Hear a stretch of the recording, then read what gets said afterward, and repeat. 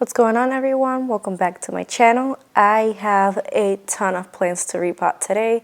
So I'm gonna go away for 8 days, and I don't want to leave my Hoya props in perlite because perlite definitely dries faster than 8 days. So I don't want them to dry out, and even though they're not fully rooted, I'm ready to repot them. I think they'll finish rooting in pond with the seedling mat, so I'm going to repot them. I don't think I have enough pots for everything, honestly. So I have 7 of these little ones, 2 left of these. So I'm going to try to make it work, but I definitely think that some of them will have to stay in their original substrate. So let's give it a shot. All right, so there might be some headlet shots here, but I wanted you to see what I'm doing. So I wanted to repot my Dischidia first. So I feel like I'm going to have to pick and choose who's going to definitely get a repot because I don't have enough. But my Dischidia definitely needs to get repotted because the roots are absolutely insane and it dries out extremely fast. Because it's super close to the light, I have a lot of algae on this pot all the time. So I definitely would like to repot this one. Ooh, those roots are so dry. So I don't tend to go away often, honestly. I think I've only left my plants one other time. My collection was definitely not this big. So I care about my cuttings making it through those 8 days. As of right now, because they're on the seedling mat, they dry out super fast. So I am not certain they will make it past 3-4 days without water. So I'd rather leave them in pond with a little reservoir to make sure that they make it. I'm definitely going to hurt some of these roots, which sucks. What happens if I leave the wick? Like, what's the worst thing that can happen? I mean, the worst thing that can happen is that it rots, duh. Even if I try to leave the wick, some of the roots are going to get hurt me pulling it out.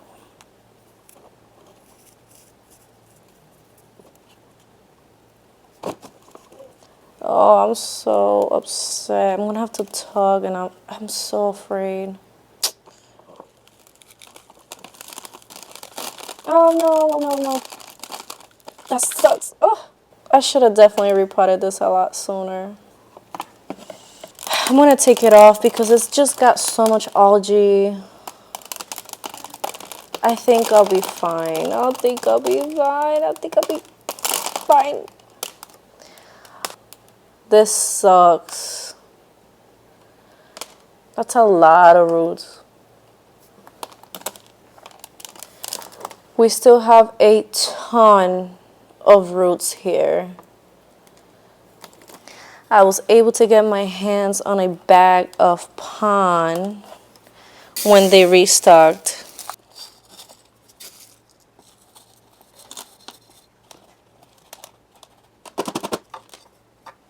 I took some cuttings recently from this plant and I shared them with my mom.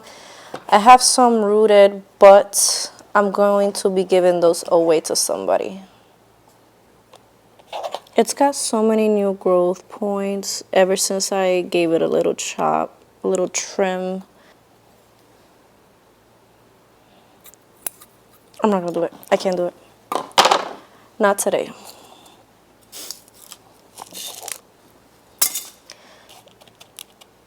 You're probably going to watch this on a different day, but it is Friday night, and these are my Friday night plans. Just repotting my plants. I don't know if this happens to anybody else, but when I see all those aerial roots, I just want to chop and prop. Like, oh my God, look at that great opportunity to root that. And look at more great opportunity to root that, but I also don't want to cut the plant. All right, let's move on. So this is my vitalina IML 1348. This one's definitely rooted. I can see the roots through the outside, and I'm going to put this one in another one of those small pots.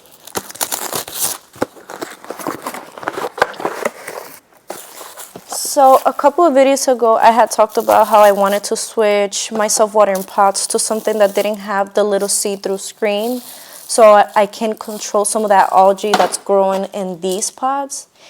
And I found these, which are nice and small, but still fit a good amount of roots in this.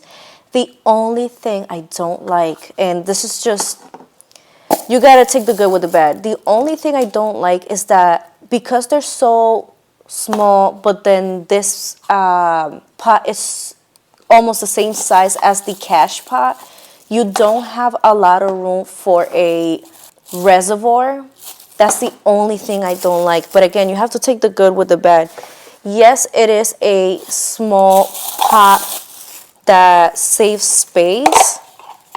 Very delicate, very tiny, but not enough space in the reservoir.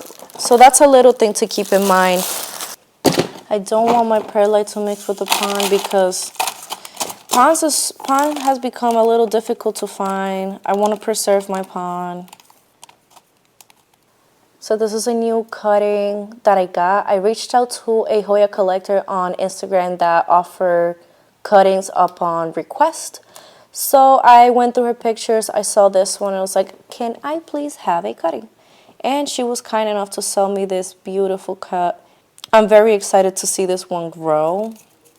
I watch Kevin faithfully, and I didn't understand what the cake dowel method was for. And then it clicked very late. And one thing my kids have is excess of toys that they don't use. So this was some sort of toy where you connect straws, and these are everywhere in my house by the bunch. And it just occurred to me that it might make a fantastic little cake dowel thingy.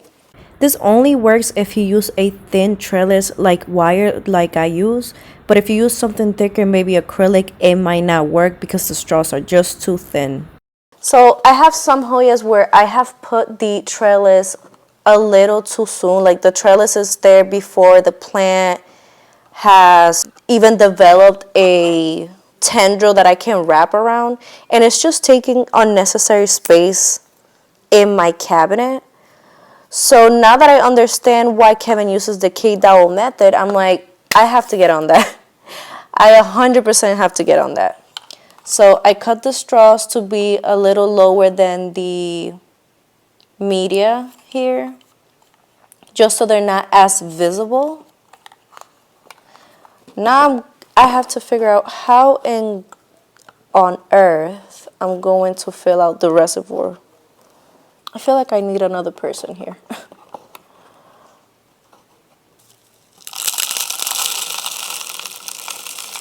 This is such a genius idea, honestly. Like, what a fantastic idea. I wish I would have done that with the other Hoyas that I repotted already.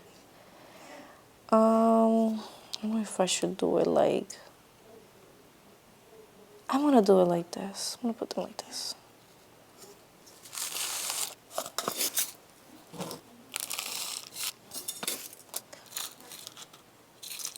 I'm trying not to cover them. I might have cut them a little too short.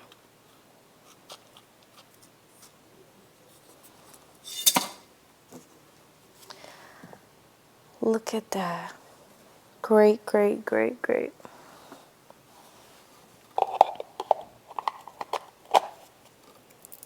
I know my gallon is super ugly, but it does the job okay.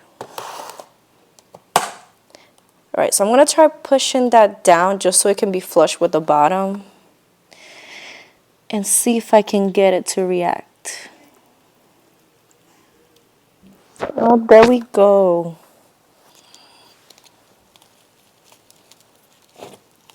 The introduction to repotting this Anthurium papillomanum was so out of focus, so I cut it out. But don't worry, I will show you that leaf later on, and you'll get to see an update of how this plant is doing.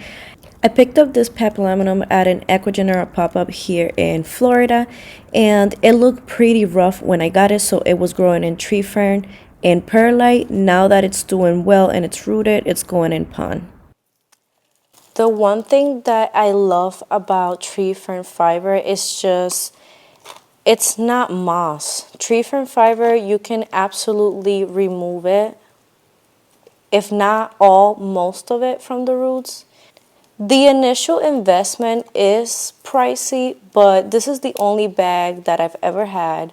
I think that if you have to use it on a larger scale, like if you have a ton of seedlings, where you would absolutely run through more than one bag, it can get expensive. But again, this is the only bag I've ever had to buy. And I have been rebuilding my collection for a little over a year, so. I haven't really tried it with rooting Hoyas, but for my Anthuriums, my philodendrons, it is a game changer. Alright, I'm gonna go and give it a quick rinse just to remove anything that I can, and I'll be right back. Alright, so this will do. I think that's clean enough. I didn't show it on the video, but I added a small layer of pond to the bottom of the pot, and I'm just trying to make sure that the plant is a little bit centered on the pot before I continue to fill it up with some pond.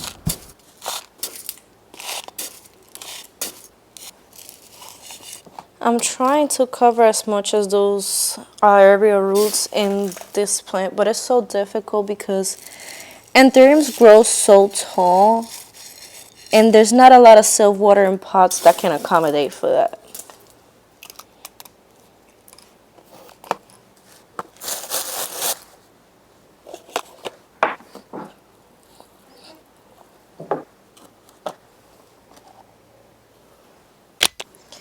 Alright, so I'm going to do next my lorissa. This plant came in a mix of cocoa husk and perlite, but the cocoa husk was so wet that a week after arriving it had not dried. It came wet and it had not dried for the entire week. So when I unpotted it to check on the roots were absolutely rotted. I chopped it into two pieces just to make sure that if the bottom piece, which is this one, didn't root, at least I can salvage the top. The top also rooted. So I'm going to plant them together. I definitely think they'll be fine. There's root. I'm going to put them in one of those smaller pots. We're going to do those makeshift cake towels. And this time I'm going to cut just a small piece of it. How does everybody feel about the labeling of plants? Part of me doesn't really like the stick, even when they're clear, like those clear tags. I guess it's less noticeable than a sticker on the pot. Like I have a label maker and that's mainly what I've been relying on. I didn't used to need to label my plants until now that I have a couple of Hoyas that are a little bit similar. And things can blend in with time. I don't know. I don't want to forget what anything is. So I'm trying to think how I should go about labeling my plants. I don't know if I want to continue with the label maker or the clear sticks. This piece, I am going to pot it kind of sideways because I want the leaf to be pointing up.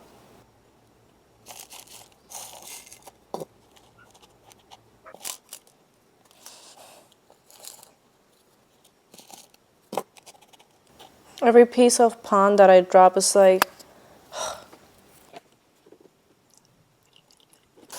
Alright, so that's the Hoya Lorissa in her new home. Alright, I think the next one I'm going to do is my Hoya Bahoy, which is this one. This is an SB Gallo Luz. I unboxed this one on my plant tour, and that one's not ready. I actually am not sure if that cutting itself is going to make it, but we'll talk about that. This one should be rooted. I'm having to tug and I don't want to hurt the roots. Oh, snap. So this one is rooted, but I have a dilemma, which is that the stem is very long and I don't have a pot that's going to fit that. Yeah, it's just going to have some of those roots over here exposed, but that's all right. Here come my little straws. I'm gonna try to only use the blue ones. I think they blend pretty well with the pond. Now these, I don't have to cut. Oh, they're perfect for this pot. They're almost flush with the rim of the pot.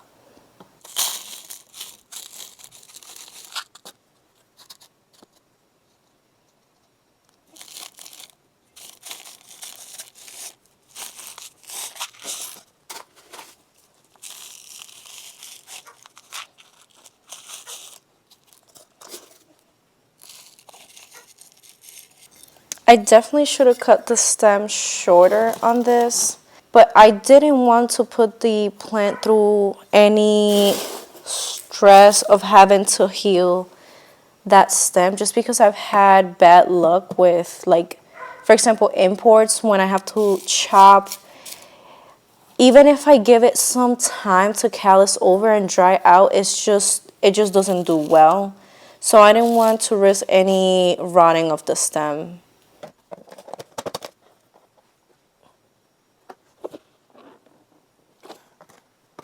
So I had said that I wasn't going to cut this import, which is the SP assay, into other pieces. However, the bottom cut started rotting, and I will cut and it will rot. I will cut and I will rot. So I had to salvage what I could. So I took 2 cuts of it, and I think they are rooted. Let's check it out. I actually managed to save the bottom cut of this plant by the grace of the plant gods, so I'll have an update towards the end of this video. Yep, yes they are. So in this case, I had to cut the plant to make sure I saved some of it, because that bottom cut doesn't look like it's doing well. And then this is another cut. It's got some baby roots, and I'm sure it could finish rooting in the pond. I hold the straws in place, and I pour some of the pond so they don't move around while I'm putting the plant down.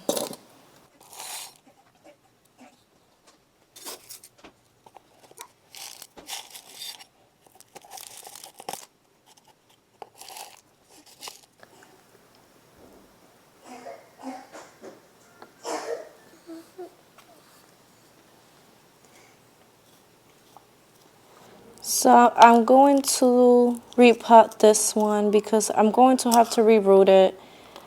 It was doing fine, and it had put out a new leaf, but it fell off. So I wasn't going to repot it just to let that leaf grow, but now that it fell, there's some root rot. And here, please enjoy a little voiceover because the children were childrening at this time, and it was very loud in the background. But I'm very thankful for my husband because he was holding it down so I can make my little videos, and he's just very supportive, so shout out to him. So personally, I don't like buying plants that are already rooted, but sometimes if the price is right, I kind of just have to take the leap and basically rehab the plant at my house, reroot it, because this is the aftermath. I don't like growing in cocoa husks. I tried to keep this for as long as I could, which is until pond was back in stock. And these are rotted roots. I removed all of it because when I pull them apart, you get that hair. So that's how you know these roots are rotted. Absolutely rotted. And it just sucks having to do that to the plant. But it is what it is. Hopefully while I'm gone and it's sitting on top of the seedling mat, it recovers, but it just really stinks to have to do that to the plant. And again, that's something that, like, I buy it and I know I'm going to take the L. So that's on me for buying a plant that's already rooted in a different media. But if I could have it my way, I will only purchase them when they're unrooted.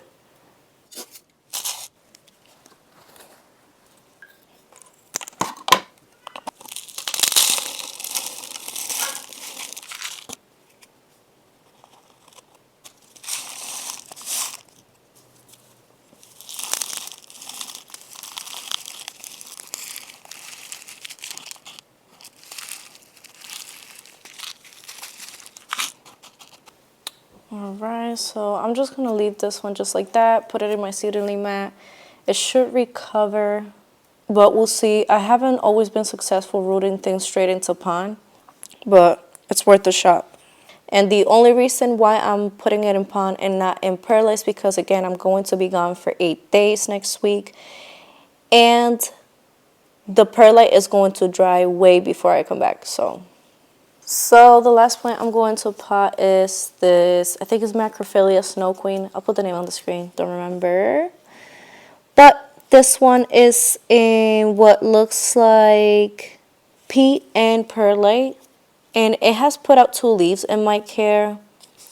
And I just don't want to have it in that mix. I like my pond. So this is the last one I'm going to repot today.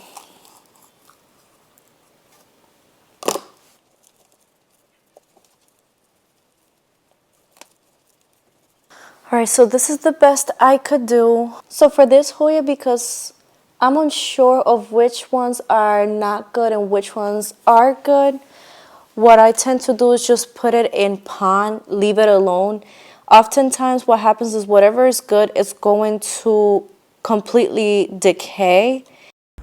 Edit and Linus is completely questioning why the heck would I just not remove it if it's going to die anyways. Like, if the roots are going to rot anyways, why just not remove it? But that's besides the point. And then the plant can subsequently root in the pond. There is some hairy stuff that I can see, and I am going to cut that off.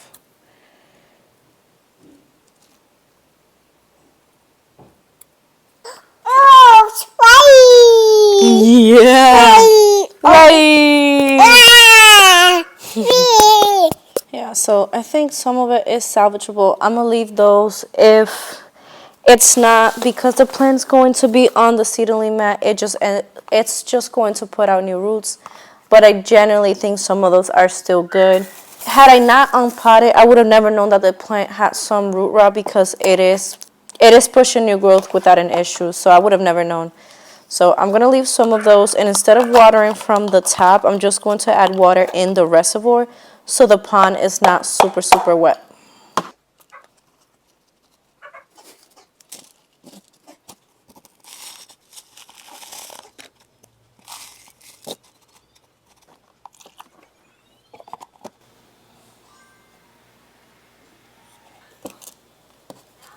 Alright, so that is the last plant I can repot today. The rest are just going to have to survive. Alright, so it's been a couple of weeks and I never got around to repotting any other plant that I had planned to repot before I took my trip. But as always, I like to show you a little update, so at least I'll show you how everybody's doing. Alright, so the first one I wanted to show you is my Dischidia one stripe. I think this is the one that had the toughest repot because I ripped off that wicking cord, destroying a lot of the roots, but I knew she was going to recover just fine. So I have lots of new growth points, lots of new growth. It's doing perfectly fine. I've had to wrap the vines like around these little cable things that you can attach to the wall. It's like for cable management, geez. And just lots of new vines. You can see that there's new growth there. So overall, doing perfectly fine. The next one was this Hoya SB Assay Gallo Luz. And I actually put 2 of those cuttings in this same pot. This one is taking a little longer to grow, but you can see that is a growth point. And it's got another one right there. So one of them is going to activate. I'm not worried. But doing fine. And then the other cutting, doing fantastic. It grew that really long vine. And you can see there's some leaves that are about to grow. So that one is good. And then the other plant I repotted was this Anthurium papillomanum. I got a brand new leaf coming out right here. and an inflorescence.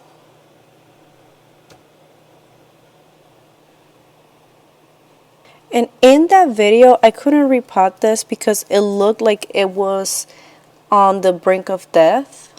Now it doesn't look shriveled anymore. At the time of that video, it looked shriveled. There was no roots. But I've got roots, and that right in the middle between the leaf and the orange stick is a new growth point coming out. And then that is a baby root. I don't feel comfortable putting it in pot just yet. I think I want to let the growth point develop before I repot it, so I'm not in no rush. I'll just make sure that I am fertilizing that because perlite doesn't have any nutrients. So I'm just going to make sure that whatever I'm fertilizing the rest of my plants with, she's getting as well. Alright, so in that video I also repotted this Hoya, and as you can see, this is a new leaf. And it's got this very long tendril now. So I do have to trellis this fairly soon. I just don't have the space right now to trellis it. It is such a beautiful Hoya. So it's doing well. Alright, this is the Hoya story. I think this is just one type of Calistophilia. So she has been a little slower, but that is a growth point. It's just taking a little longer to develop, but I do see progress on that growth point, so I know it's going to be okay. But I'm very excited to see this plant grow. I want to see new growth and how it's going to look. I've seen like mature versions of other Calistophilias that look just like this one, and I'm super excited. The Hoya Bahoy is taking some time, but that is a growth point. It's taking a little while, but it's coming. So that one is taken well to the repot. Then I have here my Hoya lorissa. I have a new leaf that's still expanding, and then another leaf here. So this one, I had cut it just because I wasn't sure if it was going to make it. Both did, and now we got new leaves. And then behind that is Vitalina IML 1348. And that is a new vine with the leaf coming out. Also doing fantastic. So I think those are all the plants I repotted in that video. Again, I have ran out of self-watering pots, so those are all the plants I repotted in that video. And just a little sneak peek of my Hoya clemenciorum. This is the newest leaf. It is so stunning, and it's still growing, so I am very, very excited to see it in its full size. Alright, y'all, that's all I got for today. Thank you so much for watching. Don't forget to like, comment, and subscribe, and I'll see y'all on the next one. Bye.